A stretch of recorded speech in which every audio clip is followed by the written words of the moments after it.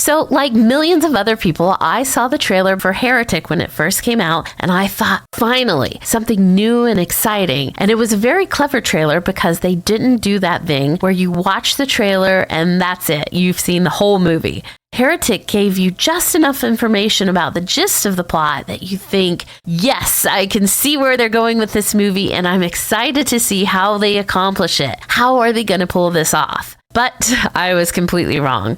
So let's get into it. In the trailer, we see two young ladies going door to door discussing religion, and immediately the audience understands the situation. You know that they're probably going to knock on the wrong door, and they're probably going to get trapped. And you also know that Hugh Grant is probably a psycho, and right off the bat, we are proven correct. It becomes very clear that they have been locked in, and all of this, by the way, is information gleaned just from the trailer. But instead of tying them up right away, we see Hugh Grant talking to them calmly, no weapons, no chains, just eerie conversation. And then it hits us. Just as the ladies were going door to door wanting to discuss their beliefs with others, it was his turn now. He was going to discuss his beliefs with them. And that's when I was like, okay, this is going to be a genuine psychological thriller because the threat isn't going to be a guy with an axe. There will be no blood and gore. It's just going to be the internal struggle that is the major threat. The war that he's creating inside their heads will be what determines if they come out alive or not. And all of this was reinforced with imagery shown in the trailer. We see maze-like structures with different levels, and it shifts back and forth between diagrams on the wall, to models on a desk, to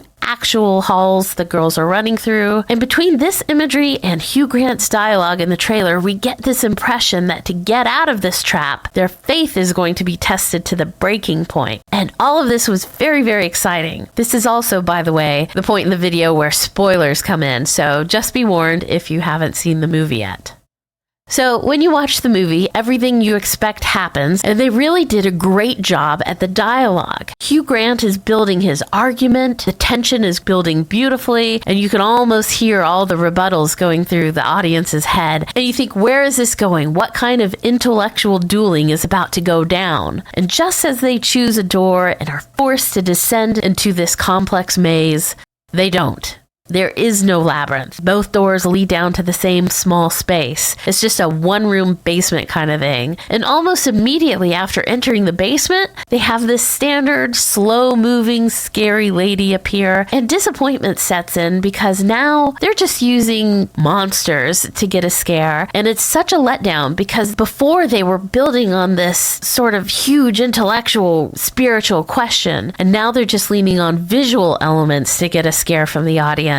And from that point forward, it's just a standard, how do we get out of this guy's basement kind of movie, rather than a movie that explores how much you're willing to depend on your faith to save you, sort of a genuine trial by fire of your beliefs. And the possibilities for that concept were huge. They could have gone in so many unexplored directions with that premise. They could have explored so many questions and arguments when it comes to skeptics versus believers. They could have explored the arguments for and against organized religions. They could have explored the concept of the existence of God in a world overrun with evil. The scope was enormous, but in the end, it just came down to overpowering a crazy guy in his own basement. Which brings me to the question for this week. What is keeping so many writers from delivering a powerful conclusion? These stories start out so strong with infinite possibilities, but when it comes down to tying it all together, it peters out. They don't know where to go with it, they don't know how to finish it, and it just fizzles out time and time again. It's not just movies that suffer from this issue. TV series also have the same shortcomings. Think of Game of Thrones.